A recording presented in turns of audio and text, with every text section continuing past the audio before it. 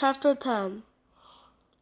In the quiet, dark street below, a long shiny black car pulled off in front of Eric's house.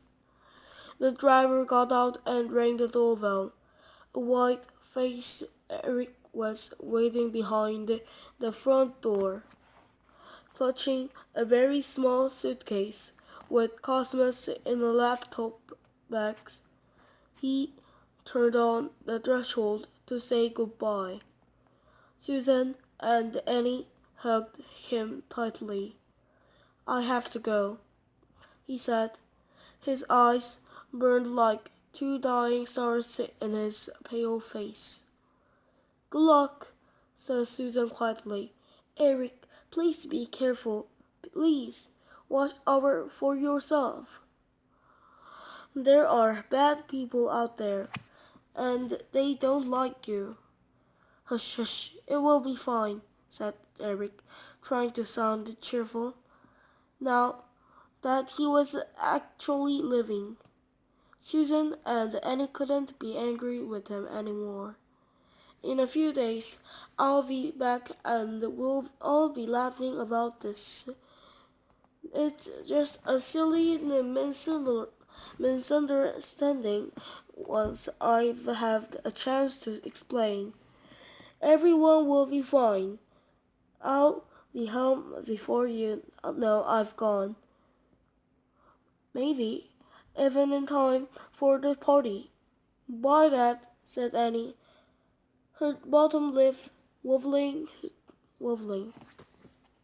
"Come on, Professor." The driver was getting impatient. "Get in the car, sir. We're on a schedule." Eric turned away and climbed into a slick vehicle, the driver carefully shutting the door on him. The windows were made of dark glass, so Annie and Susan didn't see the tear running down his cheek as he sat, alone with his computer, on the soft leather seat.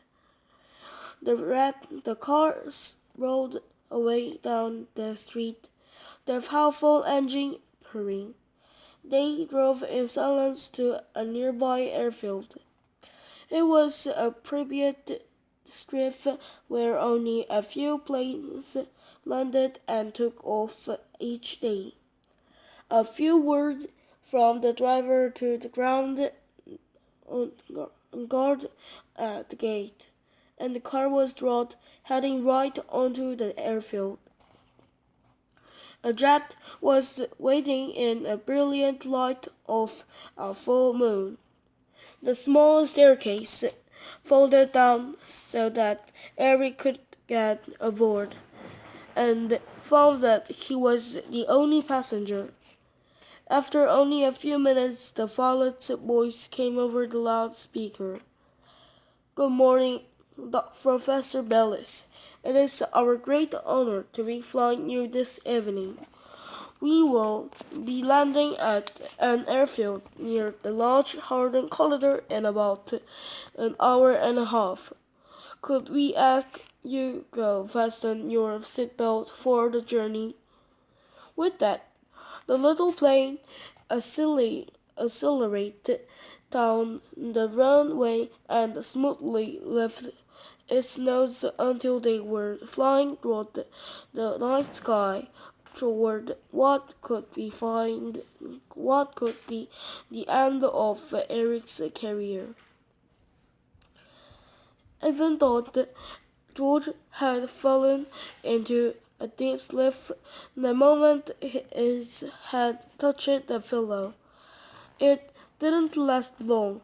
After what felt like just a few seconds, he found himself sitting bolt upright in bed, cold sweat trickling down his back. His sleep had been full of confused dreams in which people in black were chasing Freddy. They thought the big orange glass on a faraway planet where the sun was green. "Stop the criminal pig!" they shouted in his nightmare. George tried to call out to tell them to leave Freddy alone, but he could only message a terrified frog. Waking in his bedroom, George was struck by a horrible tonight. If Eric came back without Christmas, he would never find out where Freddy had gone. Eric hadn't told him where the fix's new home was because he had still needed to look it up on Cosmos. If Cosmos was lost to them, then so was Freddy. What if the computer had sent him right out to the farthest reaches of the universe? That would mean he'd be moving farther and farther away from him. George might never see him again, and it would be his own fault for not taking better care of his pig in the first place. The expansion of the universe.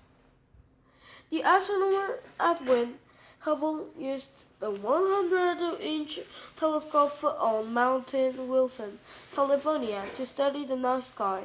He found that some of the never fuzzy, luminous specks in the night sky are in fact galaxies, like our Milky Way, although the galaxies could be of wildly varying sizes, each containing billions and billions of stars. And he discovered a remarkable fact. Our galaxies appear to be moving away from us, and the farther they are from us, the faster and the apparent speed. Suddenly, humanity's universe becomes much larger. The universe is expanding. Distance between galaxies are increasing with time. The universe can be thought of as the surface of a balloon on which one has painted blobs to represent galaxies. If one blows off the balloon, the blobs or galaxies move away from each other. The farther apart they are, the faster the distance between them increases. The red shift. Very hot objects in space, like stars, produce visible light. But as the universe is constantly expanding, these distant stars and their home galaxies are moving away from Earth. These stretches their light as it travels through space toward us. The farther it travels, the more stretched it becomes. The stretching makes visible light rather, which is known as the cosmological redshift. George lay there in bed, feeling miserable and sorry for him, and for Freddy. It occurred to him that a midnight muffin and a glass of milk might provide some consolation. So he slipped out of bed and tiptoed very lightly downstairs in his pajamas. Knowing his parents would not be happy if he woke up the babies when they were sleeping. But halfway down the stairs, he heard noise. It came from the dark, and so supposedly empty ground floor. George froze, too scared to go any farther down, but not wanting to go back upstairs either in case he drew attention to himself.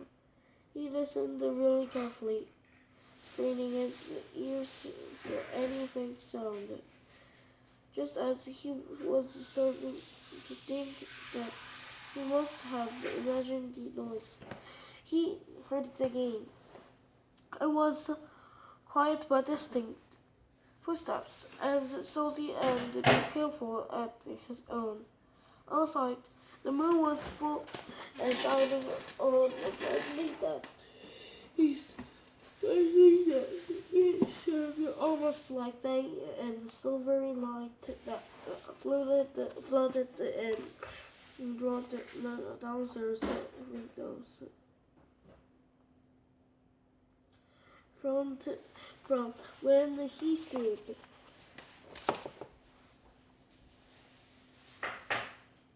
pinned by fear against the staircase wall, George saw a long shadow pass the foot of the stairs and continue in the kitchen. He heard the back door